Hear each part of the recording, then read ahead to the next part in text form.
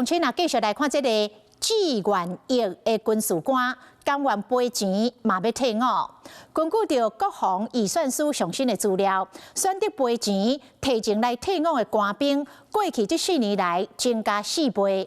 国防部讲，因当咧努力要来提悬青年将军的意愿，而且嘛要提悬薪水，采取着人性化的管理措施，他来稳固着部队基层的人力。炮声真大声，陆军模拟对抗敌军攻占咱的重要目标，特战队全副武装，坐乌鹰直升机加入战场，小清侵入敌军成功夺旗。国军的操演真精实，毕竟解放军无放弃武力犯台。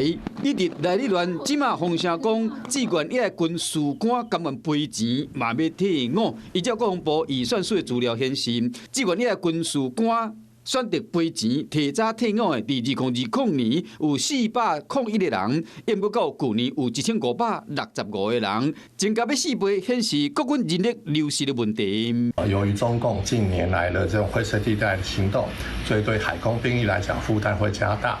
那当然就会造成这个离退速度的加快。日本由于少子化的影响，那么他们自卫队的这个召获率甚至低到只有55%。唔那爱面对中共的军事压力，专家承认讲，这款情形无的确真侪民主国家拢爱面对。是讲1个月前，国防部官兵加薪方案才完成尔，志愿役5000块，见到加入2、3千，希望讲互官兵有感觉。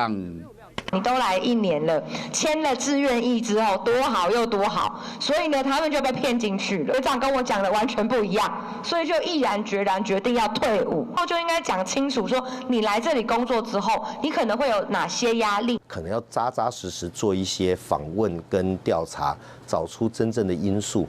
不管你买再好再新的武器，人才是最根本的。国防部认为，这款的状况是受到少子化甲社会企业找人才影响。正朝向减少人力的流失、提悬留营意愿以及提升招募成效等等3个方向去打拼。是讲变怎真正提悬青年做兵的意愿，国防部真正都要好好去思考。Hello， 我是林仙怡。想要抢先掌握最及时的新闻资讯吗？赶快订阅、按赞、开启小铃铛，锁定华视新闻 YouTube 频道。